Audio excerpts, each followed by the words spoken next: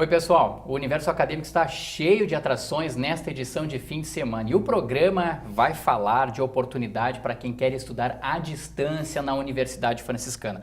Outro destaque nosso também vai ser mostrar que o currículo escolar das escolas públicas municipais de Santa Maria passa por uma qualificação. Daqui a pouco a gente vai mostrar também e vai conhecer os vencedores de um concurso nacional de arquitetura e urbanismo. Olha, todos eles têm ligação com o curso de arquitetura e urbanismo aqui da Universidade Franciscana. Agora, o Universo Acadêmico fala de uma nova exposição que está chegando para a comunidade, tanto acadêmica quanto de Santa Maria. É exatamente, pessoal, olha, uma nova exposição está à espera do público na entrada do prédio 7 do conjunto 1 da Universidade Franciscana. Ciência em Cena, objetos que contam a história. É um trabalho em equipe, vocês já estão vendo 3 pessoas da equipe aqui, né? Que apresenta toda a história por meio de objetos, o patrimônio material e também cultural do Museu Histórico das Irmãs Franciscanas. Acima de tudo, a exposição ela é uma referência para quem busca o estudo da historiografia e também da ciência. 3 pessoas que participaram, como eu acabei de falar agora, estão aqui conosco dessa equipe. Uma equipe que reúne professores, reúne diretora, pessoa que acompanha tudo isso. Começa apresentando a professora Síria, que é professora do curso de design aqui da Universidade Franciscana, mas também é a coordenadora da sala de exposições, Angelite Stefani. Professora Síria Moura, seja muito bem-vinda ao Universo Acadêmico. Obrigada, nós que agradecemos o convite. Professor Gilberto Orengo, que é professor do curso de Física Médica, seja bem-vindo também ao programa, professor. Eu agradeço também pela oportunidade de Legal. E a Franciele Roveda, que é a diretora técnica do Museu das Irmãs Franciscanas. Franciele, muito obrigado pela tua presença aqui também. Eu que agradeço a oportunidade de estar aqui. Vamos falar então nessa exposição e o pessoal já deve ter observado, né? Essa imagem aqui com 2 objetos e daqui a pouquinho a gente vai estar falando o que eles são. Professora, o que é essa exposição Ciência em Cena, objetos que contam história? Né, que vai estar de graça a visitação ao público no hall do prédio 7 do conjunto 1 da Universidade Franciscana. Na verdade, já está montada lá, né? Já está montada. Essa exposição iniciou no dia 6 de março, né, nós abrimos ao público. Então, é um lugar de fácil acesso, né, é no hall do prédio 7, a gente chama carinhosamente, né, que é o prédio da administração central ou o prédio da reitoria. Perfeito. Então é Silva Jardim. E é uma exposição que a gente montou. São objetos, o que nós estamos mostrando, né, como o próprio título da exposição, né, a chamada para a exposição Ciência em Cena, né, os objetos que contam a história. São objetos do acervo, né, é importante falar que são objetos do acervo do Museu Histórico e Cultural das Irmãs Franciscanas. E esses objetos são objetos que eram utilizados nas escolas, né, no ensino já estão física, aparecendo na tela aí, professora. Isso, né, no ensino das ciências, né, digamos Sim. assim. Depois o professor Orengo vai poder falar um pouquinho mais sobre os objetos em si. Sim. Né? Então, é uma exposição, na verdade, ela vai fazer parte, assim, a exposição foi um pontapé para que a gente possa utilizar, os objetos eles não vão ficar só expostos lá, mas vai ter momentos que os alunos do ensino médio, da graduação e do mestrado também, né, professor? Eles vão utilizar para trabalharem a sua pesquisa, né, alguma extensão também, então ele serve para ensino, né? O pessoal vai poder visitar e também vai ter momentos que vão estar trabalhando com esses objetos. Aproveitando essa exposição. Exatamente. Lá justamente para que possam aprender um pouquinho. Isso. O professor Orengo, eu disse que ele é professor do curso de Física Médica aqui da Universidade Franciscana, mas também dá aulas, também é professor no programa de pós-graduação no ensino de Ciências e Matemática, é isso, né, professor? Isso mesmo. Aqui da Universidade Franciscana. É. E aí eu pergunto para o senhor, como é que é o nome de todos esses objetos aí, professora, que estão aparecendo, que a gente já viu, esse que está aqui sobre a mesa também, enfim, todo mundo deve estar se observando. Algumas pessoas devem ter se identificado com esses objetos, porque daqui a pouco utilizaram para estudo, alguma coisa assim. Explica para nós o nome deles e o porquê de utilizá-los no estudo da ciência, enfim, a historiografia também da ciência, professor. Sim. Para nós da área de ciências e especialmente do programa de pós-graduação, é muito importante essa exposição proporcionada pelo museu, pela Universidade Franciscana, porque traz um resgate desses equipamentos que outrora foram equipamentos científicos de fato, ou seja, participaram de processos de descoberta e que proporcionaram uma evolução científica, cultural, social da nossa humanidade. Então, Perfeito. hoje a gente chama ele de objetos em função de que eles estão simplesmente para observação, embora alguns ainda consigam ser utilizados em laboratórios. Ah, é, professor? Quer dizer que não estão totalmente obsoletos? Não, e são importantes.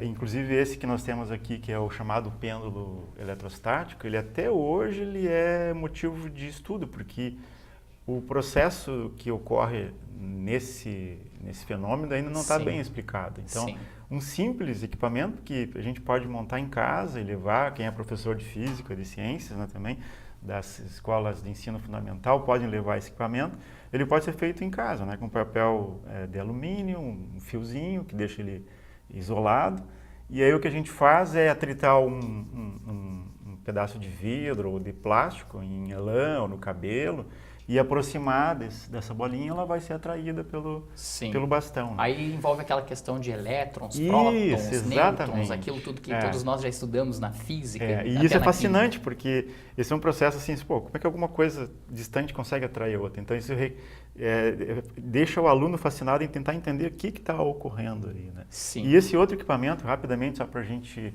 entendê-lo, isso aqui ele é usado mais para estudo. Isso aqui para estudo, né, para ensino e pesquisa, e esse aqui mais para ensino, onde nós temos aqui duas chapas de metal com um furo ao meio, e essa uma esfera aqui de metal, ela não, por enquanto não ultrapassa o orifício, mas quando nós aquecermos a base, ela vai se dilatar e ele vai passar pelo furo, né? Sim. Então isso dá para estudar a parte toda de transmissão de calor, dilatação térmica. Né? Vai mostrar na prática aquela ideia, né, que a física nos ensina de que quando a gente aquece um corpo, ele tem uma dilatação, mesmo que seja mínima, mas existe. Mas existe. Né? E Exato. quando ele está frio, ele se contrai. Se contrai. Né? Então, é a partir esse objeto aqui era muito utilizado para isso, professor. Exatamente. Para mostrar esse momento aí. E esses que apareceram na tela, tem lá na exposição, eles estão todos especificados ali. Sim. Né?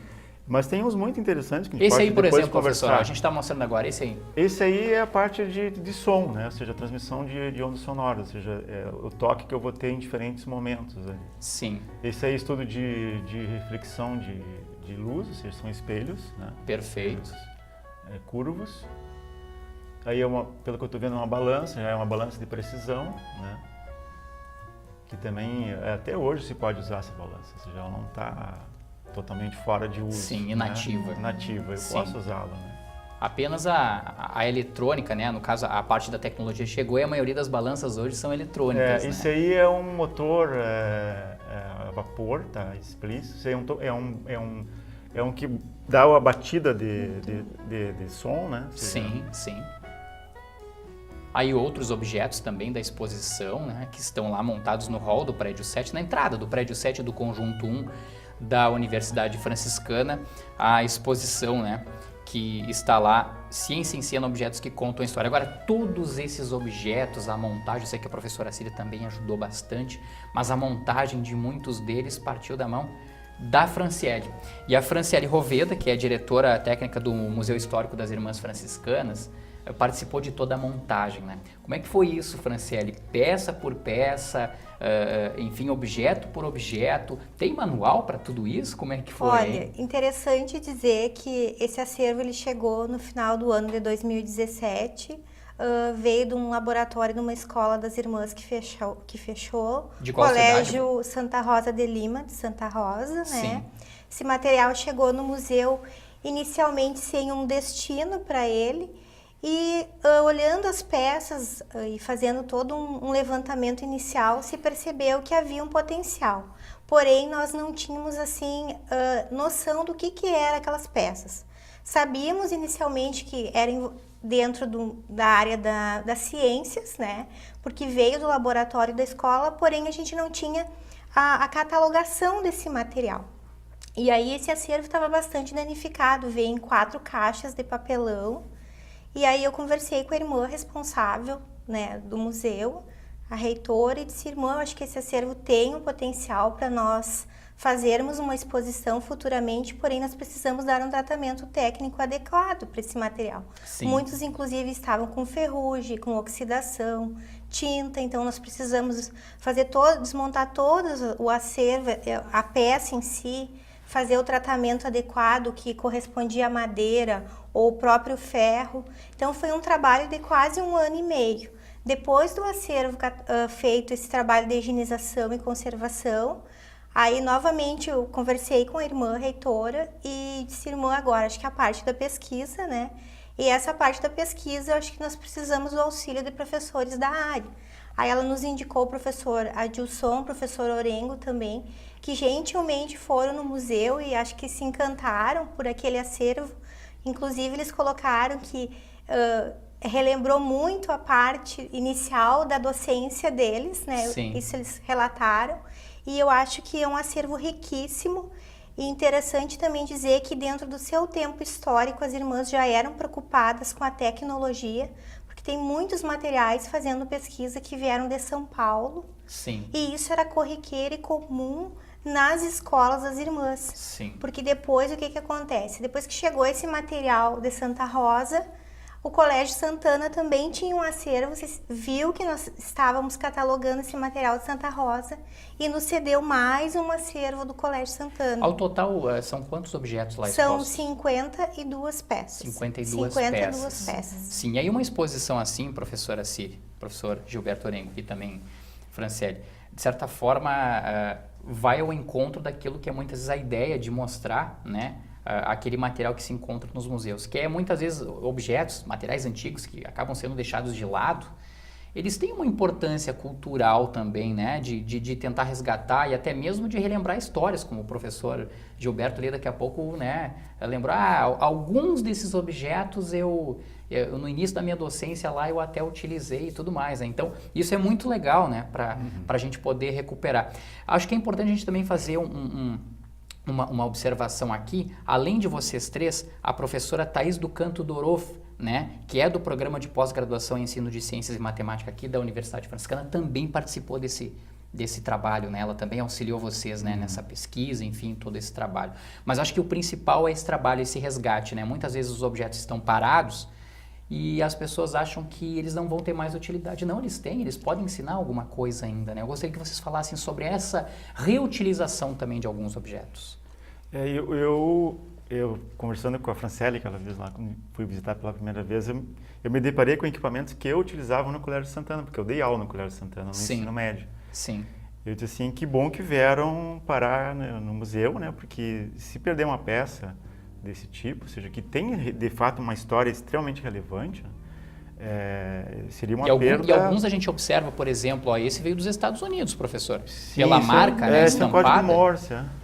São coisas assim que por exemplo, são antigos, é verdade, alguns até podem ter uma utilização, mas vieram de muito longe, né?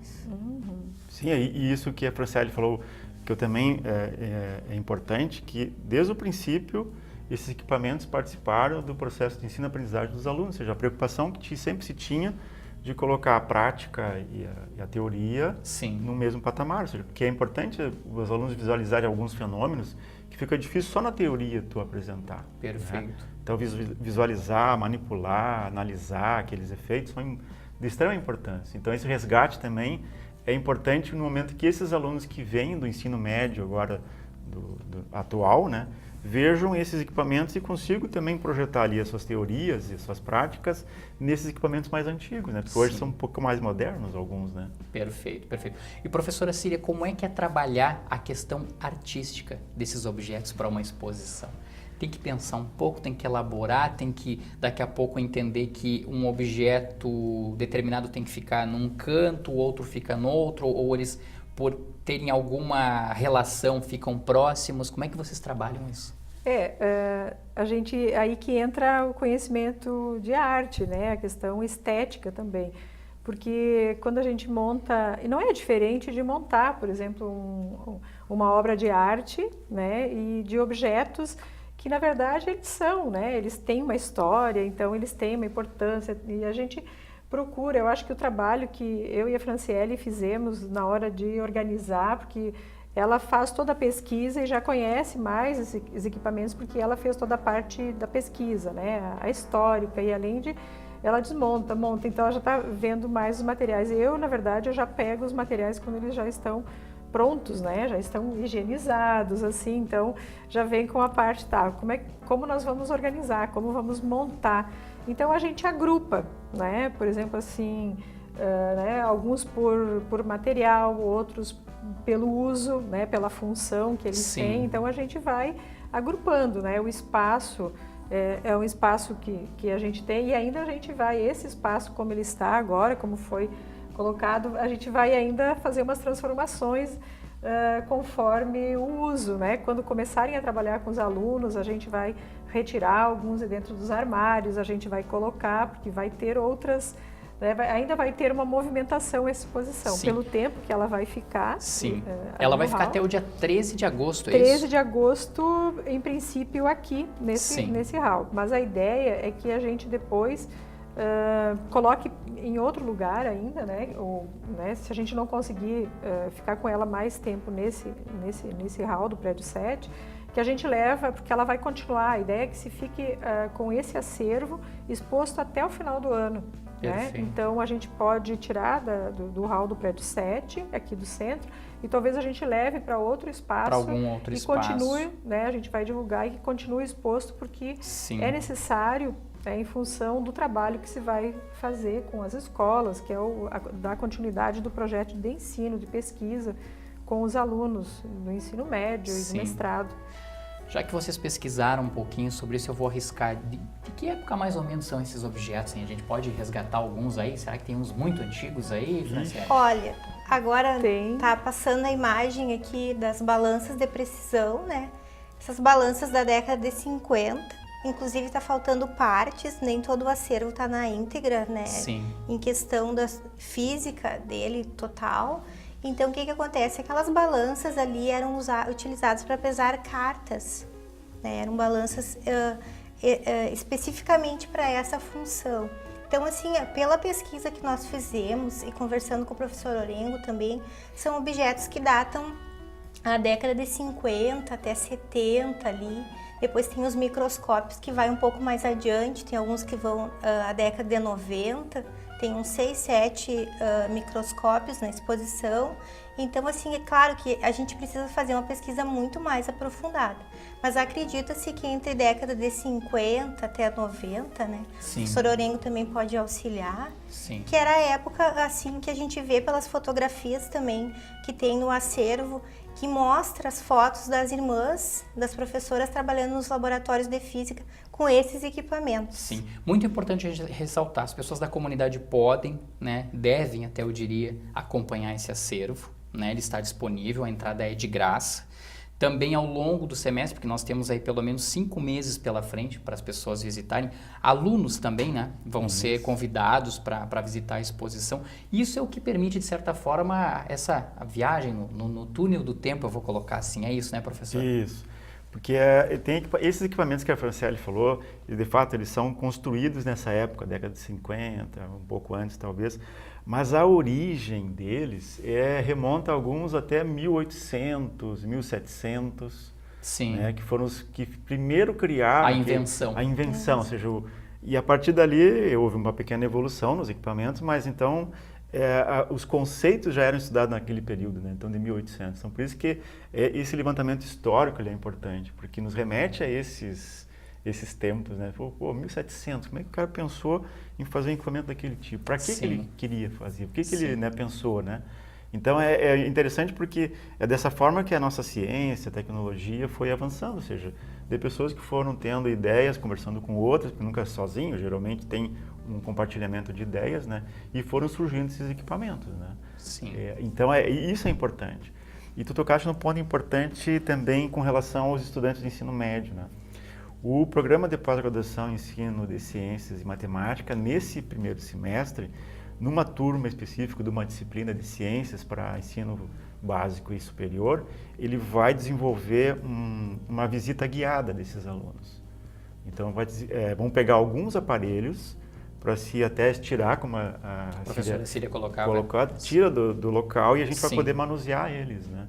E outro também ponto importante é com relação aos alunos do ensino médio, que fazem parte do IC Júnior, que a gente chama aqui carinhosamente, que são os bolsistas do CNPq. Sim. São 5 alunos que começaram já as atividades de iniciação científica aqui na UFN e também vão participar desse projeto. Olha só então ele vai legal. englobar assim, pessoas do ensino médio, fundamental, superior, e a comunidade como um todo também pode se alimentar dessa história. Dessa viagem no tempo. Professora Síria, a exposição então ela fica disponível no hall do prédio 7, na entrada, para fugir dessa palavra estrangeira, hall, né? Na entrada do prédio 7 do Conjunto 1, carinhosamente a gente chama de prédio da reitoria, né? Na Rua dos Andradas, número 1614, o pessoal pode entrar pode entrar tanto pela Rua dos Andradas como pela Rua Silva Jardim. Né? O ideal é até que seja pela Silva Jardim, porque já entra direto na exposição. O horário de visitação, então, das 8 às 11h30 da manhã e da 1h30 da tarde às 6 da noite, né?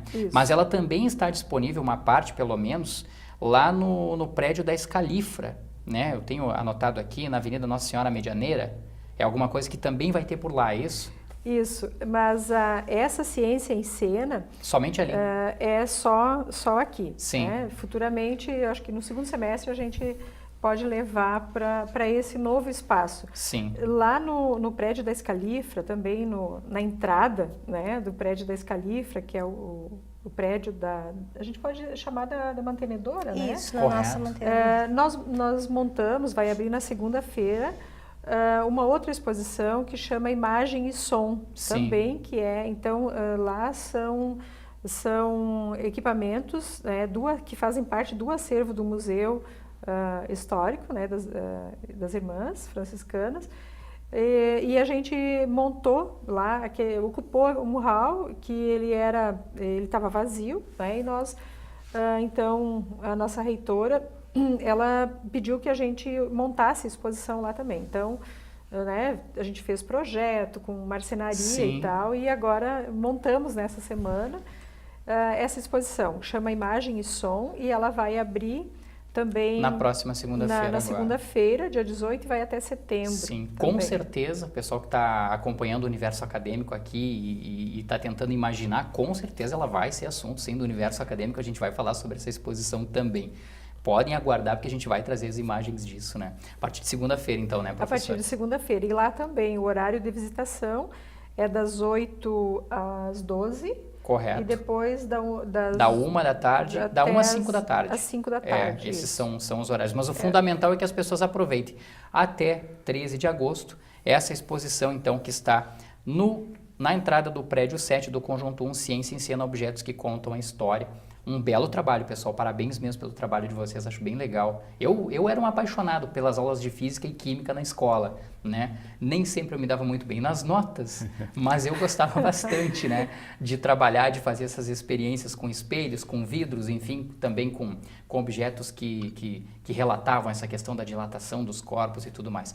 Quero agradecer a professora Síria, então, coordenadora da Sala de Exposições Angelita Stefani, presente aqui no programa Universo Acadêmico, professor Gilberto Orengo, que é do curso de Física Médica da Universidade Franciscana, e também da Franciele Rovê da MAF, diretora técnica do museu aqui das Irmãs Franciscanas. Obrigado pela participação de vocês no Universo Acadêmico.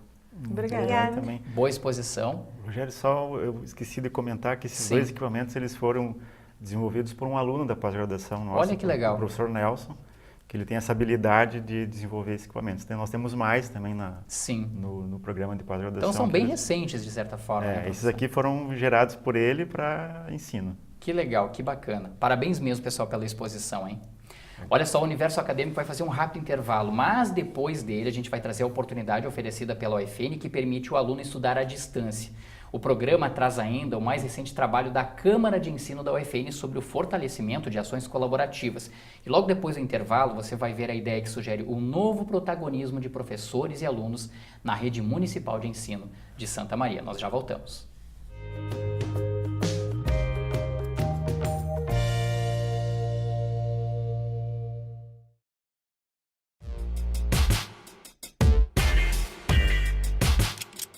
Eu sou a professora Daniela Elvanger, coordenadora do curso de Design dessa instituição, e o profissional que se forma no curso de Design, ele está capacitado a trabalhar com projetos que supram as necessidades de grupos de indivíduos, de uma pessoa somente, de uma sociedade.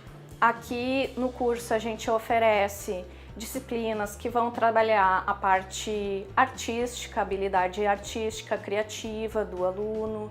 Também nós passamos muitos conhecimentos técnicos e com isso o profissional ele vai estar apto a suprir essas necessidades relativas tanto a design de produto físico, como brinquedos, eletrodomésticos, carros, como também agora a nossa nova proposta curricular também é oferecer o design gráfico, que vai trabalhar com identidade visual, marcas para empresas, enfim. Eu sou a Rafaela Jong Potter e eu curso design desde o ano de 2015. Desde que eu entrei no curso, eu fui me achando cada vez mais e eu tenho a certeza de que é isso que eu quero levar para minha vida. Tem muitas disciplinas que te ajudam a entender com o que tu vai trabalhar daqui a um tempo, a ter uma visão mais ampla, assim, de tudo que tu tem a teu favor para seguir isso que tu escolheu. E cada semestre é uma descoberta nova, são novas formas de aprender e tudo isso a gente vai somando cada vez mais e quando chega no final a gente se sente cada vez mais pronto para encarar o mercado de trabalho e o que eu tenho para dizer é que foi uma escolha muito certa. O curso tem tudo que a gente precisa para seguir em frente, tem todos os recursos, dá tudo que a gente precisa, tanto infraestrutura quanto profissionais ótimos que estão sempre na nossa volta nos apoiando. E hoje eu posso dizer que eu sou uma pessoa muito mais madura e muito mais certa do meu futuro, muito por ter entrado nesse curso muito bom, que foi sempre o que eu quis fazer e cada vez me surpreende mais.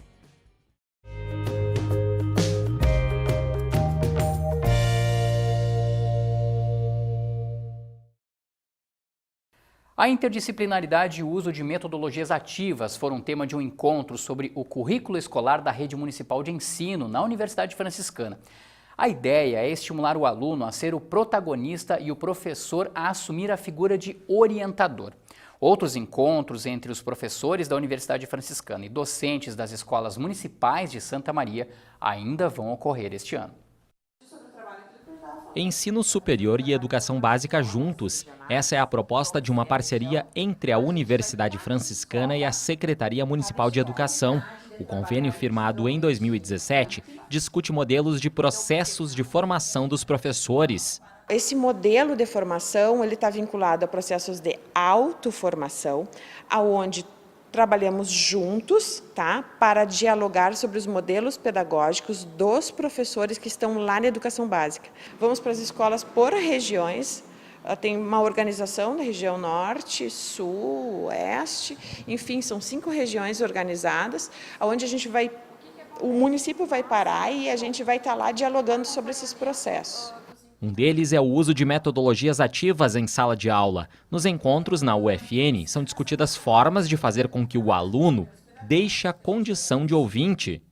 Ele deve ter espaço a manifestar a sua autonomia. Ele irá buscar, ele irá ser instigado a pensar, ele irá ser provocado a buscar, a descobrir.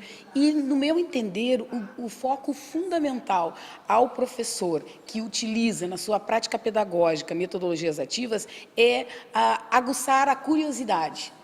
Um passo é o desenvolvimento de ações pedagógicas interdisciplinares, o que na prática significa abandonar modelos de conhecimento sedimentado por disciplinas. Os estudantes precisam aprender de uma forma mais significativa, né? Terem também prazer de ir para a escola, onde eles vão se envolver em projetos, onde eles vão colocar a mão na massa, onde eles vão trabalhar com os professores para alcançar aquele resultado. A parceria pretende estender a capacitação a 500 professores do 6º ao 9º ano da rede municipal, além dos docentes que atuam na educação de jovens e adultos. Além de terem a oportunidade do processo formativo, de qualificarem os processos pedagógicos na escola, que resulta em aprendizagem para para os estudantes, a gente percebe a oportunidade de autoformação dos professores, de produção científica. Futuramente, eles vão produzir um artigo científico onde eles vão publicar. Nesse entrelaçamento de formação, prática docente e escrita, a gente está fazendo um processo onde esse professor ele vai tendo a competência de também ser um professor pesquisador, um professor mais reflexivo da sua prática docente. Nós temos professores, muitos professores oriundos da UFN, né, que foram formados pela UFN, e que essa possibilidade de retorno à pesquisa, retorno ao trabalho de formação continuada também incentiva a continuidade dos seus estudos, da sua formação e essa possibilidade também de se tornarem pesquisadores. Até novembro serão realizados um encontro presencial por mês na Universidade Franciscana, além de atividades na modalidade EAD. A parceria com o município envolve todos os cursos de licenciatura da UFN. A Câmara de Ensino da Universidade Franciscana retomou as atividades que definem atribuições dos núcleos docentes estruturantes. Eles estabelecem aspectos didáticos e também pedagógicos dos cursos de graduação da UFN. O mais recente encontro incentivou o fortalecimento de ações colaborativas entre professores e a busca pelo aluno que a UFN quer entregar à sociedade. A busca por uma formação acadêmica se transformou com a era digital. Para a atual geração, o conhecimento chega quase na mesma velocidade do pensamento. Então, a sala de aula e os professores precisam se atualizar para receber o universitário do século XXI. Se a gente já tem tecnologia agora, no futuro vai ser muito mais avançado. Mas espero que continue as aulas presenciais, porque o principal é estar frente a frente com o professor. Porque hoje em dia está muito evoluído já, né? Então, daqui a 10 anos vai ser muita evolução. Muita tecnologia. E é assim que o professor tem que ser também cada vez mais com o aluno e o aluno com o professor? Eu acredito que sim, que tenha que trazer essas inovações para dentro da sala de aula, né? Para poder incluir o aluno nesse novo ambiente que já está no mundo de fora, só que a gente tem que trazer mais para dentro da nossa universidade. É para um estudante assim que a UFN valoriza o trabalho dos núcleos docentes estruturantes. Eles definem aspectos didáticos e também pedagógicos dos cursos de graduação. E a ideia é que cada um tenha um perfil alinhado com as novas formas de ensinar. É um professor que precisa estar engajado, né? Ele precisa estar engajado com a instituição, precisa estar engajado com o curso e ter sensibilidade de como que está se formando naquele curso aqueles futuros profissionais que a gente vai estar, daqui a pouco, estão indo para o mercado de trabalho. No mais recente encontro, os professores receberam o desafio de solucionar 8 problemas do cotidiano de cada curso. Situações como, por exemplo, a forma sobre acompanhar projetos fora da universidade ou o impacto do ensino da UFN em Santa Maria. O trabalho em grupo aproximou ideias, ampliou aquela conversa que ocorre de forma casual no corredor e que muitas vezes é rica em novas formas de aprendizado. Bastante autonomia. É nesse sentido que a gente quer. Autonomia, criatividade, envolvimento, comprometimento. Eu vejo muito futuro assim na tecnologia, de pesquisar, de conseguir ter mais contato com outros ambientes, não estando lá, sabe, tendo essa experiência. Em janeiro deste ano, boa parte deles aprofundou técnicas sobre os desafios e as perspectivas da formação docente das instituições de ensino superior. A origem do trabalho considera os novos marcos regulatórios de avaliação às universidades. É uma continuação de reforço e de um passo adiante, usando a metodologia que nós instigamos também que eles utilizem em sala de aula, a partir da solução de problemas. Estamos ansiosos esperando o resultado. E que tem no aluno o principal fortalecido para a sociedade e para o mercado de trabalho. Nós temos também uma informação bem importante para quem busca uma graduação por meio da modalidade EAD. As inscrições para o curso em Gestão de Recursos Humanos estão abertas e quem já foi aluno da UFN e for aprovado no processo seletivo ganha desconto para realizar o curso. A Universidade Franciscana oferece 150 vagas para a graduação em Gestão de Recursos Humanos pela modalidade EAD. As inscrições vão até o dia 20 de março pelo site ufn.edu.br. O processo seletivo da UFN oferece 4 formas de ingresso aos candidatos. Nota da redação do Exame Nacional do Ensino Médio, o Enem, dos anos de 2015, 2016, 2017 e 2018. Portador de diploma por meio da análise do histórico escolar. Aprovação em outros processos seletivos de instituições de ensino superior. Ou ainda, nota da prova de redação, que será realizada no dia 25 de março, de forma presencial em Santa Maria. A taxa de inscrição custa R$ 50. Os aprovados serão conhecidos no dia 27 de março.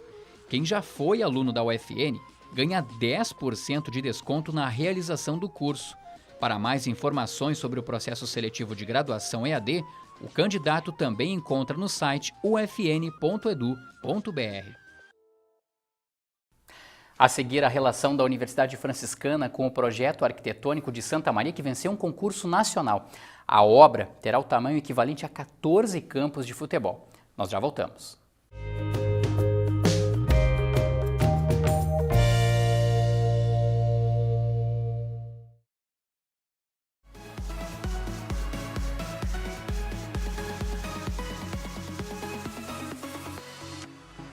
E aí galera, tudo bem? Meu nome é Guilherme, sou estudante de administração aqui da UFN.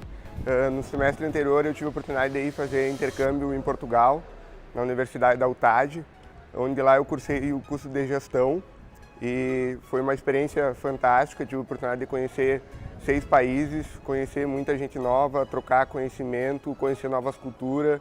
Foi uma experiência que me ampliou minha visão como de vida, de ser humano, de relacionamentos, de cidade, de tudo. E eu recomendo muito vocês irem, porque sempre tem coisas a agregar e é uma experiência que só indo para tu ter e para te evoluir com isso, para mim foi a melhor experiência que eu já tive durante o meu tempo de acadêmico. Eu recomendo que vocês procurem o setor de cooperação da UFN e façam um intercâmbio, porque vale muito a pena.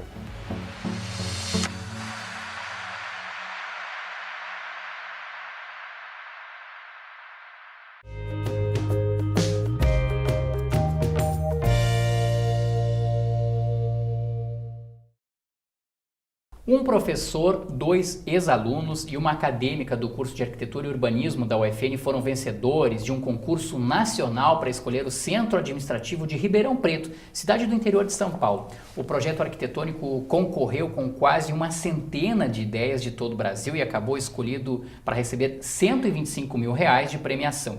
Essa história de criatividade e de reconhecimento ao trabalho deles é o assunto do universo acadêmico a partir de agora. Eu estou recebendo 3 pessoas dos 4 integrantes dessa equipe. Professor Estevam Barim, que é professor do curso de Arquitetura e Urbanismo aqui da Universidade Franciscana. Professor, muito obrigado pela presença. Agradeço. Estendo esses agradecimentos também a Jennifer Vessia, que é arquiteta e urbanista, e também a Thaís Sacol, que é acadêmica do curso de Arquitetura e Urbanismo e atualmente trabalha, né, como estagiária no escritório E-Arquitetos, que é comandado, capitaneado pelo professor Estevam. Professor, em primeiro lugar, parabéns para vocês, né? É mais um prêmio que vocês conquistam, porque eu lembro que, se não estiver enganado, na temporada 2018 vocês venceram um concurso nacional também para apresentar um projeto sobre o Porto Digital da cidade de Recife, em Pernambuco. E agora vocês conseguem outro prêmio, mostrando, comprovando a qualidade de vocês. O senhor já dá aula aqui na instituição há mais ou menos uns 10 anos, né, professor? Isso. Professor Estevam, como é que é receber esse prêmio, né, ver o trabalho reconhecido, né?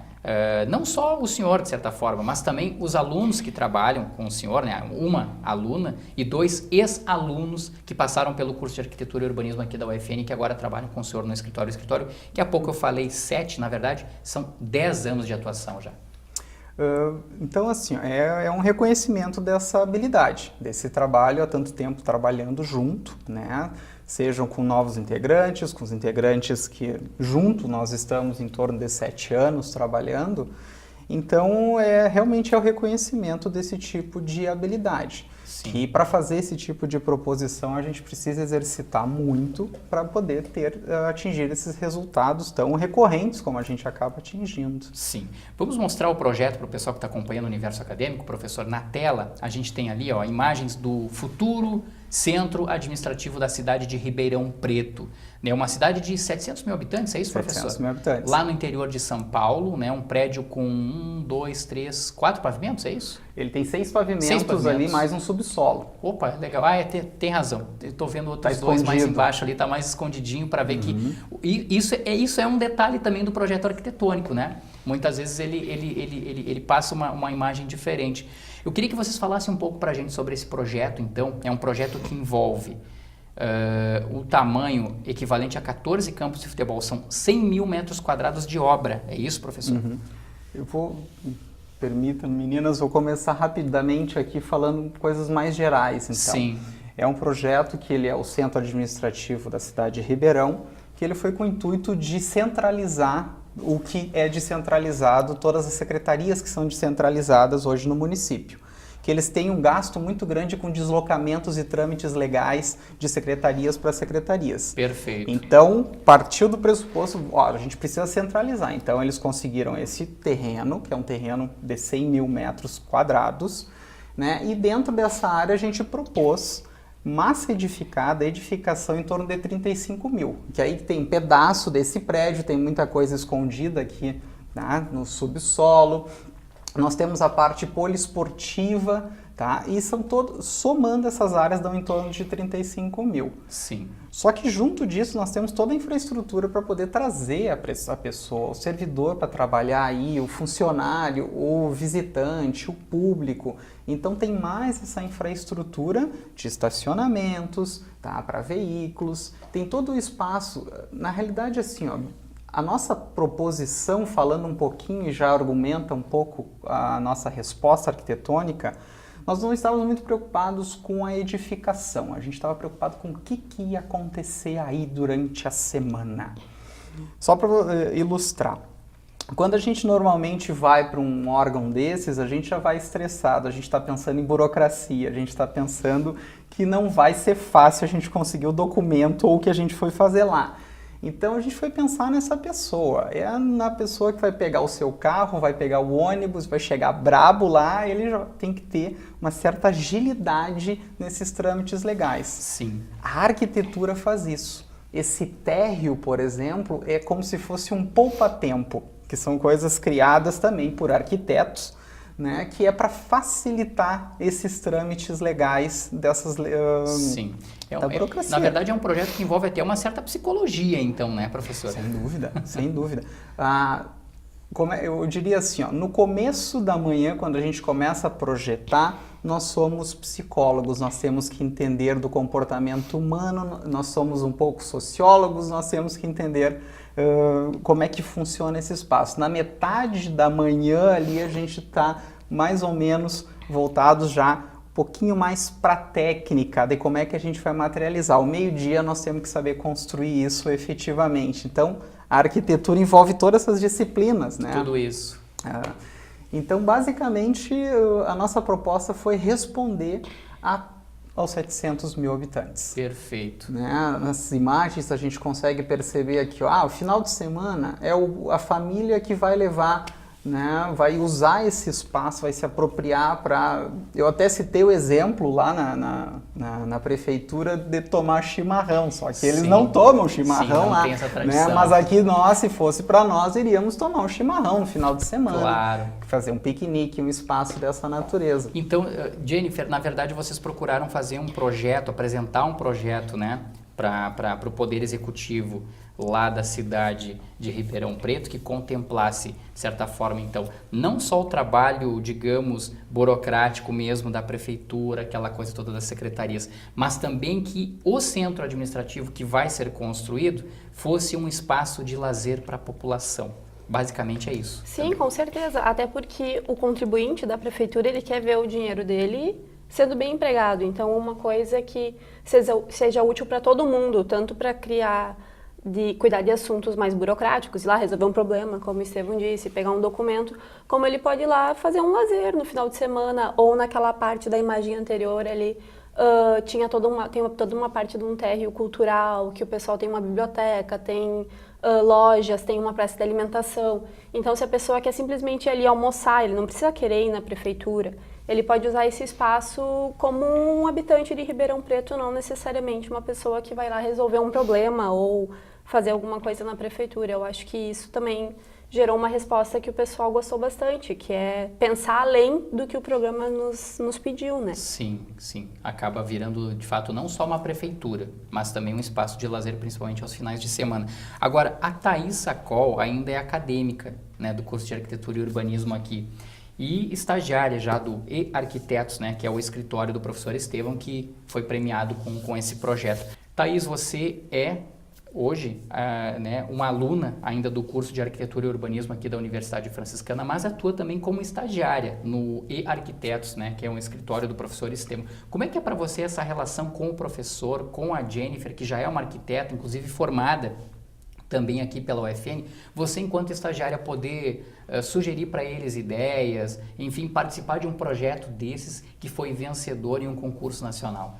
Bom, ainda é um pouco surreal, porque eu sou muito bem-vinda no escritório, então eu sempre pude dar a minha opinião acerca dos projetos e afins.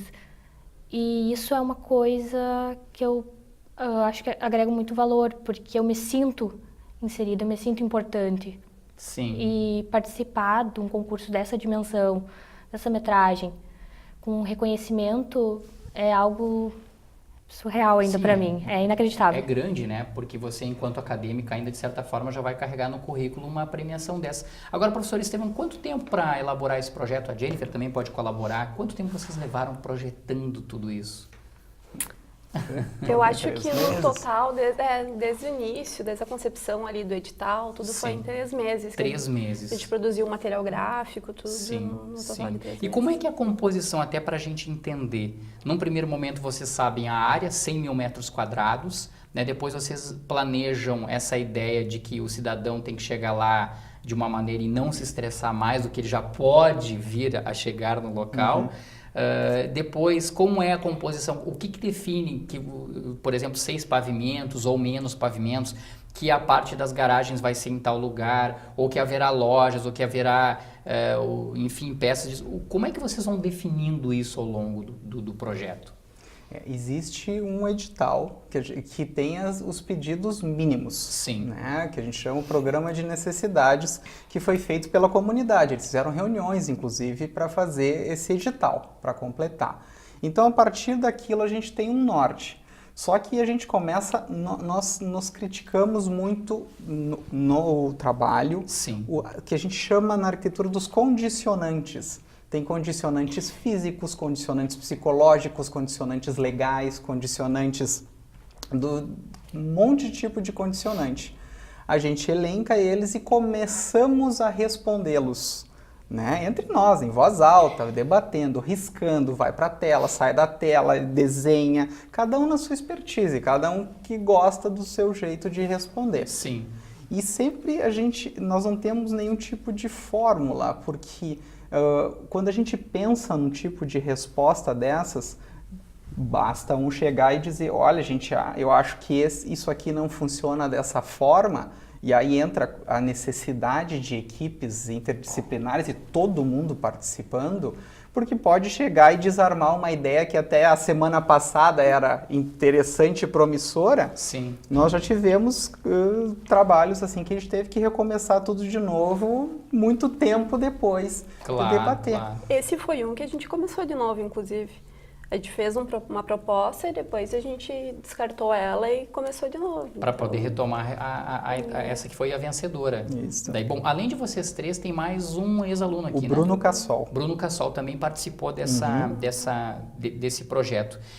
Eu fiquei muito impressionado, professor, com as estatísticas, com os dados. 100 mil metros quadrados de área, 35 mil metros quadrados é a área construída, é o prédio propriamente dito.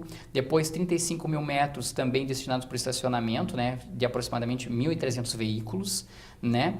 E o que sobra de espaço ali, que é o que a gente pode ver aí, é calçada, é ciclovia, olha que legal, ponto de ônibus, área verde, como a gente pode observar aí, e também espaços de convivência. Bom, vocês foram premiados, vocês levaram 3 meses projetando. Agora, quanto mais tempo vocês têm ainda para, de certa forma, executar esse projeto? E quantas viagens vocês vão ter que fazer até Ribeirão Preto agora para colocar isso em prática? Bom, como é que funciona? Agora o próximo passo é eles se organizarem nas licitações das outras disciplinas. Perfeito. Hidráulico, estrutural, elétricos e afins. Nós estamos responsáveis pelo arquitetônico, então nós estamos no aguardo justamente desse feedback das outras disciplinas que vêm com a prefeitura, né? Especificamente com a Secretaria de Planejamento. Então, assim que eles derem o ok, a gente começa o nosso detalhamento executivo arquitetônico. À medida que a gente vai detalhando, a gente conversa com os responsáveis pelas outras disciplinas e a necessidade de ir e vir é o que for necessário, né? Então, dentro da execução disso tudo. O que eu acho muito legal nesse projeto, evidentemente, claro, de vocês serem premiados, é poder mostrar nessa equipe de vocês o professor, né, já arquiteto, uma arquiteta formada e que foi aluna provavelmente do Estevão. Foi né? aluna. E uma estagiária lá do escritório, mas que também foi premiada, também faz parte, e que também trabalha no escritório e que também é aluna do professor Estevão. Já foi aluna? Sim, sim. Né? Então, isso que eu acho muito legal nesse projeto todo de vocês. Bom, o fato é que vocês foram premiados, são R$125 mil para viagens também, enfim, para deslocamento de vocês e tudo mais. Um trabalho aí que dá pra gente dizer assim, de repente, uns 2, 3 anos, ainda ou mais até, professor? Não, muito mais. Muito mais tempo. Só exemplificando, o Porto Digital são 7 mil metros quadrados e nós estamos entrando no segundo ano, terceiro, um pouquinho mais de 2 anos para as de 7 mil. Então, proporcionalmente, esse aqui vai muito mais. Vai muito mais tempo. Quero agradecer demais a presença de vocês aqui no programa Universo Acadêmico. Mais uma vez, parabéns pelo prêmio conquistado. O professor Estevão Barim, do curso de Arquitetura e Urbanismo. Obrigado. A Jennifer Vessia, que é arquiteta formada aqui pela UFN. E a futura arquiteta formada pela UFN, atualmente acadêmica do curso de Arquitetura e Urbanismo aqui da Universidade Franciscana, a Thaís Sacol. Pessoal, mais uma vez, parabéns, hein? Muito obrigado. Um grande abraço e até a próxima oportunidade. Essa edição do Universo Acadêmico fica por aqui. Você também pode conferir a nossa programação no nosso canal do YouTube. Basta colocar o UFN TV lá. Acompanhe também as nossas publicações, as nossas divulgações nas redes sociais que estão aparecendo agora na tela. Eu convido desde já você para seguir acompanhando os programas aqui da UFN TV no canal 15 da NET. Um grande abraço a todos, um bom fim de semana também e até mais.